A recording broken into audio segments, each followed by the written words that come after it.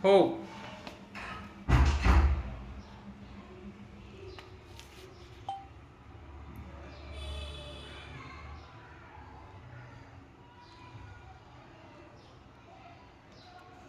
आजच्या वाचनाला सुरुवात करूया.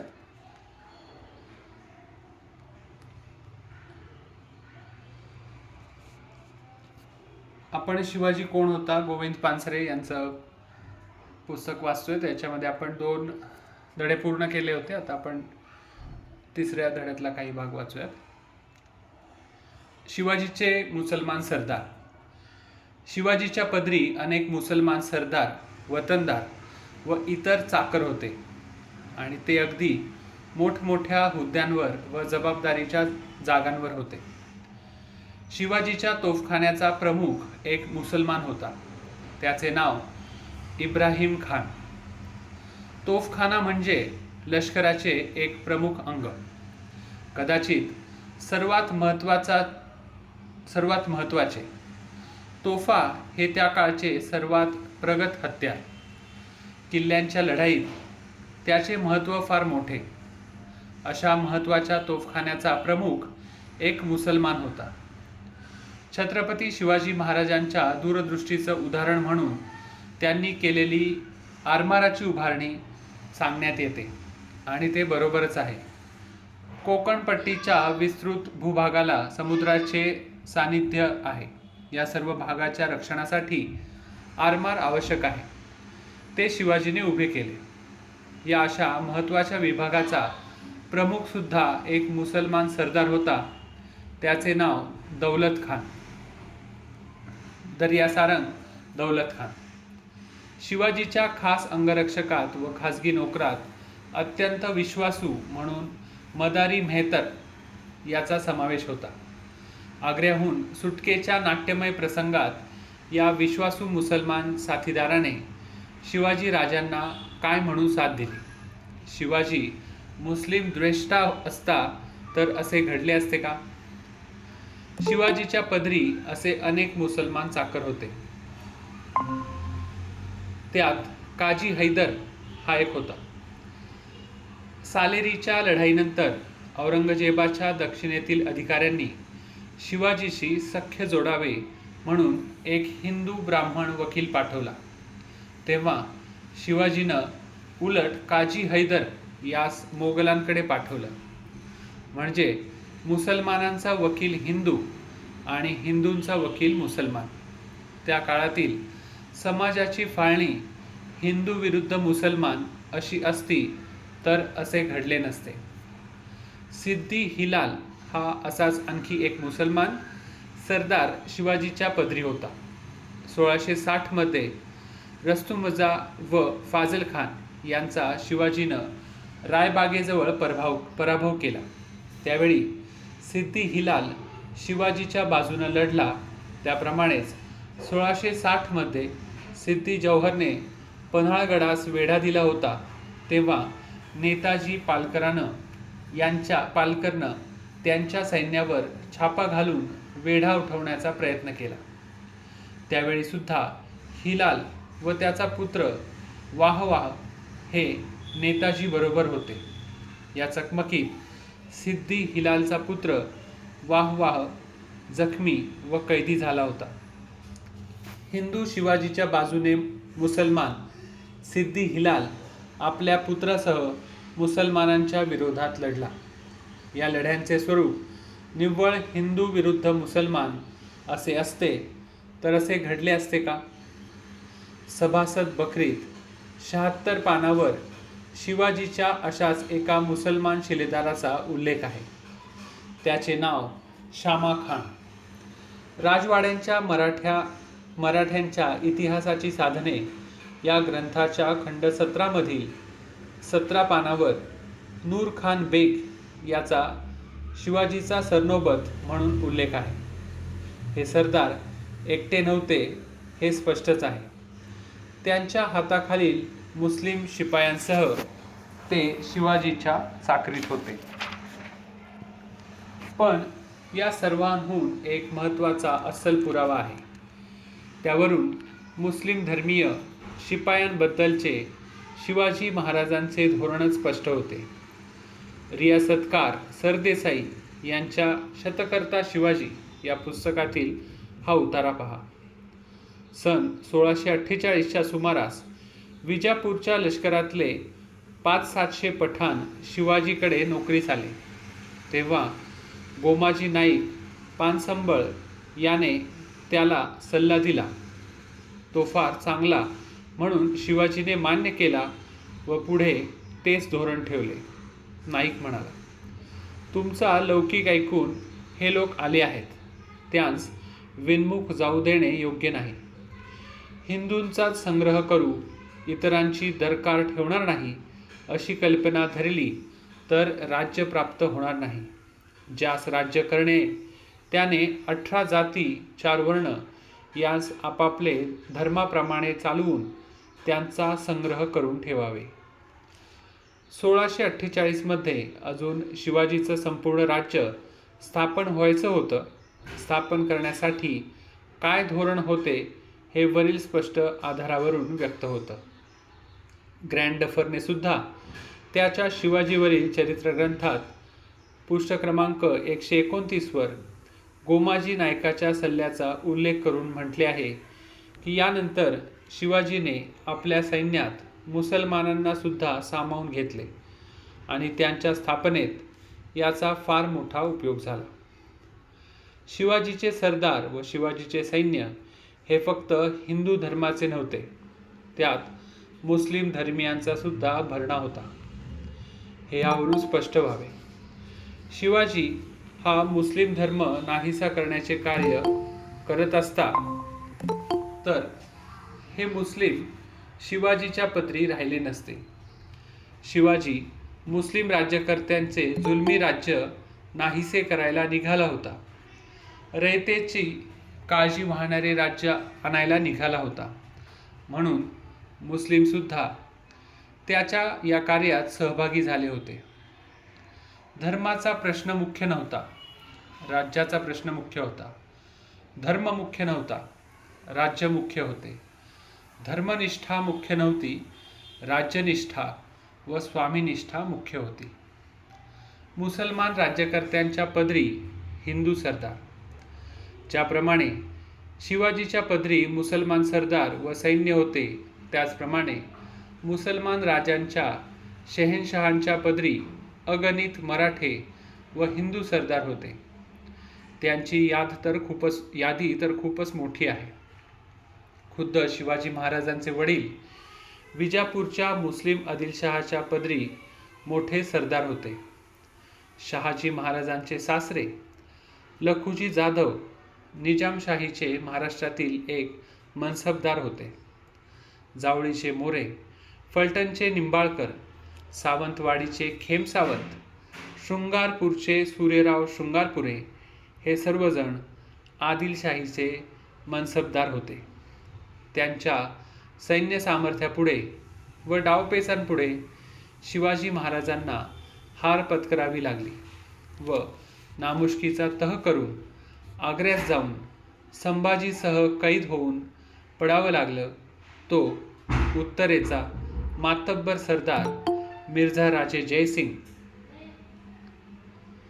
तर अस्सल रजपूत हिंदू होता आणि मुस्लिम शहेनशहाच्या पदरी मानाची असेल पण चाकरीच तो करत होता. मिर्झा राजे जयसिंग शिवाजीवर चाल करून आला तेव्हा त्याच्या सैन्यात अनेक हिंदू सरदार होते, जाट होते, मराठे होते, रजपूत होते. राजा रायसिंग सिसोदिया, सुजनसिंग बुंदेला, हरिभान गौर, उदयभान गौर, शेरसिंग राठोड, चतुर्भुज चौहान, मित्रसेन, इंद्रभाल बुंदेला, बाजी चंद्रराव, गोविंदराव इत्यादी इत्यादी. कोंढाणा किल्ला हस्तगत करताना तानाजी मालुसरे वीरमरण पावला आणि कोंढाण्याचा सिंहगड झाला. त्या लढाईतील कोंढाण्याचा किल्लेदार उदयबानू हा एक हिंदू रजपूतच होता आणि तो मुसलमान राजाचा किल्लेदार होता. अकबराच्या पदरी 500हून अधिक मनसब असणारे जेवढे सरदार होते त्यात हिंदू सरदारांचे प्रमाण 22.5% होते. शहाजहानच्या राज्यात हे प्रमाण 20.4% होते. अगदी सर्व मुस्लिम राज्यकर्त्यात अगदी कडवा म्हणून तो समजला जातो त्या औरंगजेबाच्या पदरी सुरुवातीला हिंदू मनसबदारांचे प्रमाण 21.6% होते. ते पुढे वाढले व 31.6% झाले. औरंगजेबानेच राजा जसवंत सिंग या हिंदू राजपुताला दक्षिणेचा सरदार नेमले होते. या औरंगजेबाचा पहिला प्रधान रघुनाथ दास नावाचा हिंदू होता. तो स्वतः राजपूत असताना राजपुतांच्या विरुद्ध लढला. राणा प्रतापसिंगांच्या सैन्याचा एक सेनापती हकीम खान नूर हा मुस्लिम होता. पानिपतच्या लढाईत पेशव्यांच्या तोफखान्यांचा प्रमुख इब्राहिम खान गारदी मुस्लिम होता. जे हिंदू मुसलमान राजाच्या पदरी इमाने इतबारे चाकरी करत होते आणि धन्याशी इमान राखून प्रसंगी हिंदू विरुद्ध सुद्धा लढत होते, त्यांना त्या काळी कुणी धर्मबुडवे किंवा धर्मद्वेष्टे किंवा मुस्लिम धार्जिणे म्हणत नव्हते. धर्मनिष्ठेपेक्षा स्वामीनिष्ठेला जास्त मान्यता होती. प्राचीन व मध्ययुगीन भारतात धर्मामुळे व धर्मासाठी लढाया होत नव्हत्या. लढायांचे मुख्य कारण राज्य मिळवणे, राज्य बळकावणे वा टिकवणे हे होते. हे करायला उपयोगी ठरेल तेवढ्यापुरता धर्माचा वापर केला जाई हे खरे, परंतु ती मुख्य बाब नव्हती. अशी कितीतरी उदाहरणे सांगता येतील. मुसलमान विरुद्ध मुसलमान, हिंदू विरुद्ध हिंदू, हिंदू मुसलमान विरुद्ध हिंदू मुसलमान. शिवाजी महाराजांच्या पदरी मुस्लिम सरदार, चाकर व सैन्य होते व मुस्लिम राजांच्या पदरी हिंदू सरदार, चाकर व सैन्य होते. हे जसे खरे आहे तसेच त्या काळात कोण कोणाविरुद्ध लढला याची पाहणी केली तर त्या लढाया केवळ हिंदू विरुद्ध मुसलमान अशा झाल्या असे दिसत नाही. मुस्लिम धर्म मानणाऱ्या राज्यांमध्ये आपणास लढाया होत होत्या. इब्राहिम खान लोदी या मुसलमान दिल्लीपतीचा पराभव करूनच दुसरा मुसलमान बाबर दिल्लीपती झाला आणि त्यानेच मोगल राजवट स्थापन केली. हुमायून आणि शेरशाह हे दोघेही इस्लाम धर्म मानणारे होते, परंतु ते एकमेकांशी प्राणपणाने लढले. विजापूर व गोवळकोंड्याच्या शाह्या या मुसलमान शाह्या होत्या. औरंगजेब या मुस्लिम धर्मीय शाह्यांविरुद्ध दीर्घकाळ लढला. धर्म महत्त्वाचा नव्हता तर राज्य महत्त्वाचे होते. धर्माला महत्त्व असेल तर दुय्यम होते. मुख्य गोष्ट राज्य होती. एका बाजूला राणा प्रताप आणि दुसऱ्या बाजूला अकबर अशी सुप्रसिद्ध लढाई हळदी घाटात झाली. राजस्थान, रजपूर आणि राणा प्रताप यांच्या दृष्टीने ही लढाई अति महत्त्वाची, पण हळदी घाटाच्या त्या लढाईत हिंदू मुसलमान यांच्यामधली लढाई असे म्हणता येईल काय? मुसलमान अकबराच्या सैन्याचे नेतृत्व राजपूत मानसिंगाकडे होते.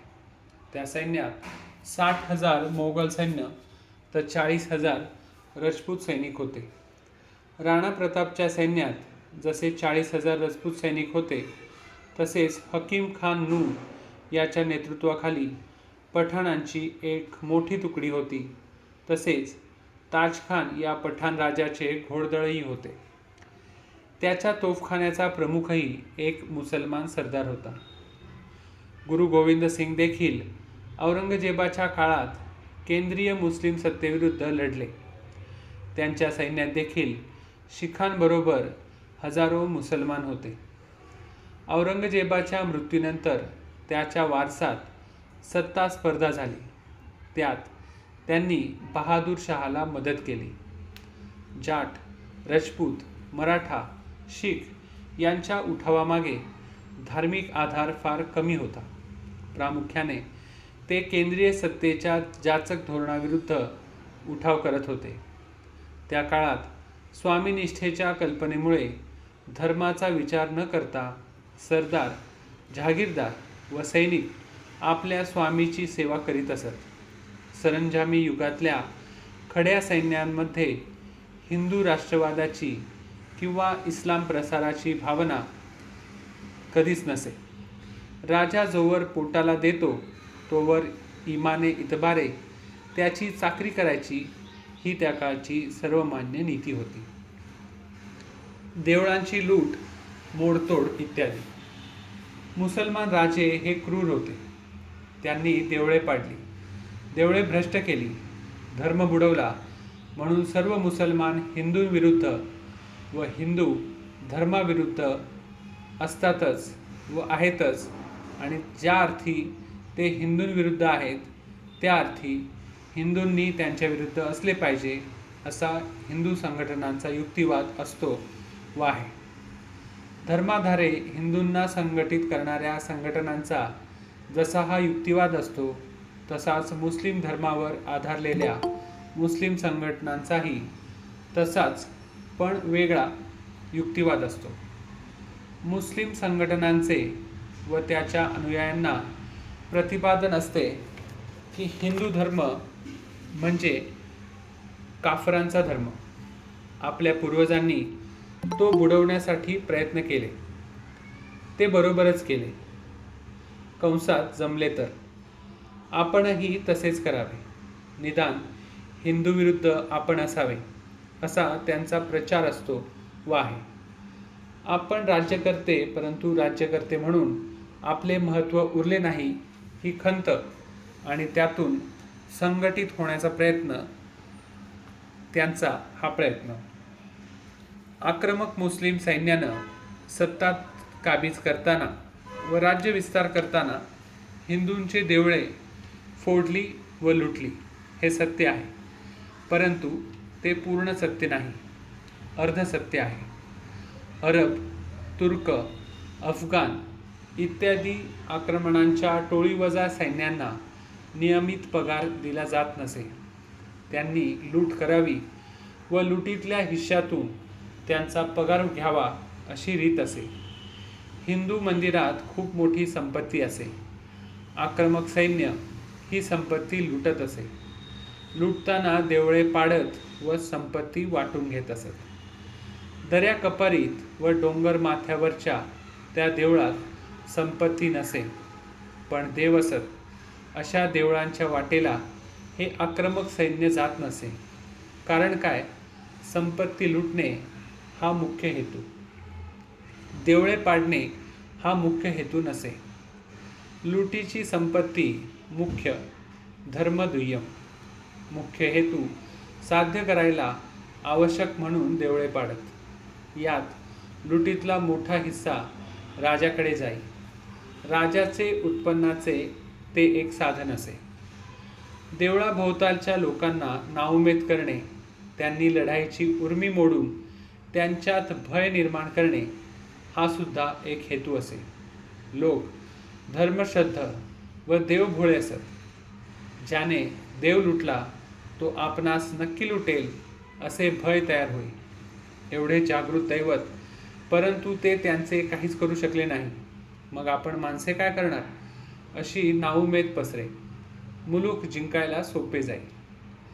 त्या काळातील देवळे केवळ धर्मकेंद्रे नव्हती, ती संपत्ती केंद्रे होती, मानाची केंद्रे होती आणि सत्तेचीही केंद्रे होती.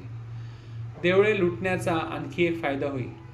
आम्ही काफरांची देवळे फोडतो, त्यांचा धर्म बुडवतो असे सांगून आपल्या लुटीला मुलामा चढवता येईल. धर्मांध्र मुल्ला मौलवींचा आणि त्यांच्या मार्फत एकूण मुस्लिम समाजाचा पाठिंबा मिळवायला सोपे जाईल. स्वतःची दुष्कृत्ये लपवायला धर्माचा उपयोग करून घेतला जाईल. अगोदर लुटले, मग इमान दिले. राज्य प्रस्थापित करताना किंवा राज्य विस्तार करताना जे मुस्लिम देवळे लुटीत तेच राजे एकदा राज्य जिंकले, स्थिर स्थावर झाले की मग मंदिरांना देवळांना इनामे देत, अशी कितीतरी उदाहरणे आहेत. धर्मनिष्ठ किंवा धर्मवेडा म्हणून प्रसिद्ध पावलेल्या औरंगजेबाने राज्यविस्तार करताना जी आक्रमणे केली त्या काळात मंदिरे उद्ध्वस्त केली हे खरे, परंतु त्याच औरंगजेबानं अनेक देवळांना धन दिले. अहमदाबादच्या जगन्नाथ मंदिराला त्याने 200 गावे इनाम दिली होती. मथुरा व बनारस इथल्या हिंदू देवस्थानांना सुद्धा त्यानं देणग्या दिल्या होत्या. अफजल खानाने पंढरपूर व तुळजापूर येथील मंदिरातील मूर्ती फोडल्या की नाही यासंबंधी जाणत्यात मतभेद आहे. काहींच्या मते त्याने त्या फोडल्या होत्या, पण शेजवलकरांना वाटते की त्या फोडल्या नसाव्यात, त्या फार प्राचीन वाटतात. ते काही असो, पण अफजल खान वाईचा सुभेदार होता तेव्हा त्याने अनेक भटभिक्षुकांची जुनी वतने चालू ठेवली व नवीन दिली अशा नोंदी आहेत व तेही सत्य आहे. शिवाय तुळजाभवानीचे मंदिर अफजल खानाने तोडलं म्हणून सांगतात. त्यावेळी खानांबरोबर पिलाजी मोहिते, शंकररावजी मोहिते, कल्याणराव यादव, नाईकजी सराटे, नागोजी पांढरे, प्रतापराव मोरे, झुंजारराव घाडगे, काटे, बाजी घोरपडे आणि संभाजीराव भोसले हे उपस्थित होते हे विसरून चालणार नाही. 1791 मध्ये मराठ्यांकडून लुटीत पडझड झालेले देवी शारदे शृंगारेचे मंदिर मुसलमान टिपू सुलतानाने दुरुस्त केले हे सर्वांना माहीत आहे. राज्य स्थिर झाल्यावर त्यांनी मंदिरांना देणग्या व इनामे का दिली? देणग्या व इनामे देऊन हिंदू खुश राहत असतील व आपल्या राज्याला त्रास देत नसतील तर ते मुस्लिम राज्यकर्त्यांना हवे होते. देवळे पाडली व लुटली त्यालाही कारण राज्यच, आणि देवळांना इनामे दिली किंवा देवळे दुरुस्त केली त्यालाही कारण राज्यच. राज्य मुख्य, धर्म दुय्यम.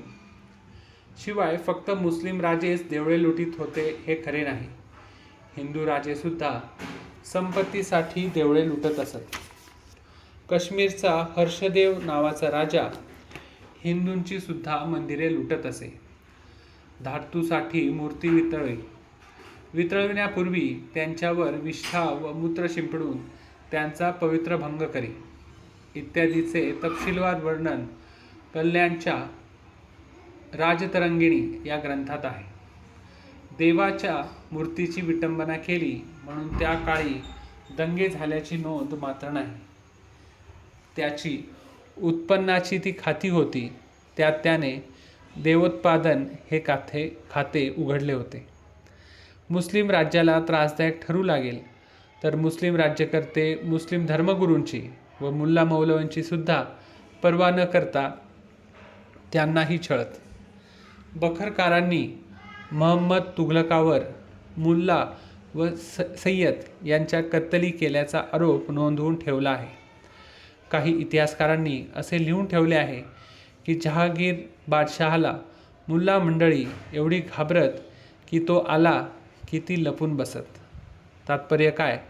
त्या काळातल्या राज्यकर्त्यांच्या दृष्टीनं राज्य महत्त्वाचं होतं, धर्म तितका महत्त्वाचा नव्हता. स्वतःचे राज्य स्थापायला आणि स्थिर करायला त्यांनी धर्माचा आधार घेतला हे खरे आहे, पण धर्म मुख्य नव्हता, राज्य मुख्य होते. पूर्ण सत्य हे असे आहे. शिवाजी महाराजांच्या मराठे व हिंदू विरुद्ध लढाया. छत्रपती शिवाजी महाराजांना स्वतःचे राज्य स्थापन करण्यासाठी छोट्या मोठ्या अनेक लढाया कराव्या लागल्या. राज्यकर्ते मुस्लिम धर्माचे होते, त्यामुळे त्यांच्याविरुद्ध तर लढावे लागलेच, परंतु मराठ्यांविरुद्धसुद्धा अनेक लढाया लढाव्या लागल्या. इतिहासाने या लढायांच्या सविस्तर नोंदी ठेवल्या आहेत, त्याकडे दुर्लक्ष करणे बरोबर होणार नाही. रियासतकार सरदेसाई आपल्या मराठी रियासत या ग्रंथात म्हणतात, विजापूरकरांशी युद्ध म्हणजे हिंदू मुसलमानांतील युद्ध नव्हे. अशा प्रकारचे स्वरूप त्या युद्धास येणे शक्य नव्हते. शिवाजीची मोठी अडचण विजापुरांच्या ताब्यात गुंतलेली मोठी मोठे मराठे सरदार घराणीही होती. त्यांच्या मनात शिवाजीबद्दल आदर किंवा पूज्यबुद्धी नव्हती. मोहिते, मोरे, सावंत, दळवी, सुर्वे, निंबाळकर आदी शेकडो सरदार आरंभापासून कमी जास्त प्रमाणात शिवाजीच्या विरुद्ध होते. हे आणि इतर अनेक हिंदू मराठे सरदार शिवाजींच्या विरुद्ध का होते? हे सर्वजण तर हिंदूच होते, धर्म मानणारे व अनुसरणारे होते. शिवकार्याचे स्वरूप हिंदू धर्मरक्षक करणे असे असते, तर मग या सर्व हिंदूंनी त्याला विरोध का करावा? रियासतकार सरदेसाई प्रमाणेच सरदार केपन पारसनीस यांनी सुद्धा शिवाजीला विरोध करणाऱ्या पहिल्या दर्जाच्या अनेक मराठी सरदारांच्या नामावली दिल्या आहेत.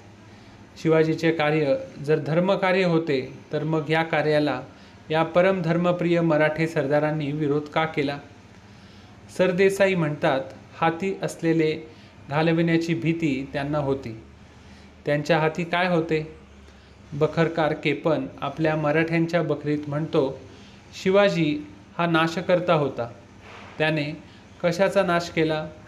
तोच बखरकार सांगतो, शिवाजीच्या हाती जे विजापूरचे मुलूक लागले होते, त्यातील पहिली मुक्त्याची चाल मोडून प्रतिवर्षी जमिनीच्या पिकांची पाहणी करून तो सारा घेत असे. हे विधान अगदी स्पष्ट आहे की कशाचा नाश केला हे स्पष्ट आहे. मग ते बाजीचा त्याने नाश केला. म्हणून रागावलेला हा बखरखार आणखी एक सत्य मात्र नोंदवून गेला. तो म्हणतो, यामुळे येथे प्रजेस मात्र हितावह पडले असेल.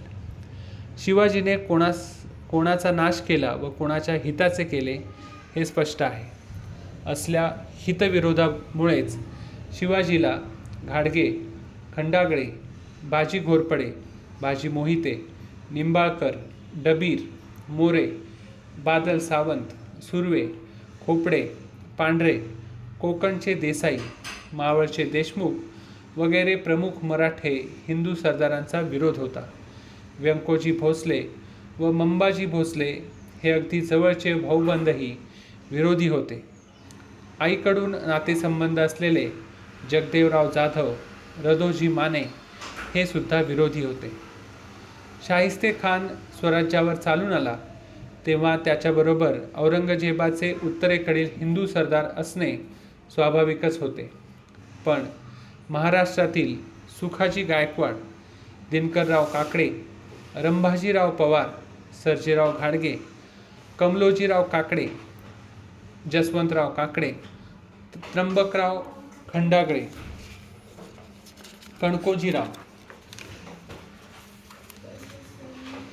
कणकोजीराव गाडे, अंताजीराव खंडागळे, दत्ताजीराव खंडागळे हे मराठे सरदारसुद्धा आणि यापेक्षा भयानक म्हणजे त्र्यंबकरावजी भोसले, जिवाजीराव भोसले, बालाजीराव भोसले, परसोजीराव भोसले ही भोसले मंडळी शिवाजीच्या रक्ताची नात्याची होती. शाहिस्ते खानाच्या सैन्यात सिंदखेडचे दत्ताजीराजे जाधव व रुस्तमराव जाधव हेही होते. ही जाधव मंडळी जिजामातेच्या माहेरची, पुण्याची जहागिरी आपल्याला मिळावी या आशेने लोणीचे कृष्णाजी काळभोर खानाला सामील झाले होते.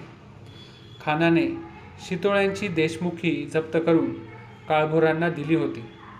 बाळाजीराव होनप पुण्याच्या लाल महाला शेजारीच राहत. स्वराज्याच्या छत्रछायेत राहून सुद्धा या बाळाजीराव होनपांना शिवाजी राजापेक्षा शाहिस्ते खान जवळचा वाटला. असे हे एतद्देशीय, असे हे हिंदू, अशी त्यांची देशनिष्ठा आणि त्यांची धर्मनिष्ठा. त्यांची निष्ठा वतनावर होती हे स्पष्टच आहे.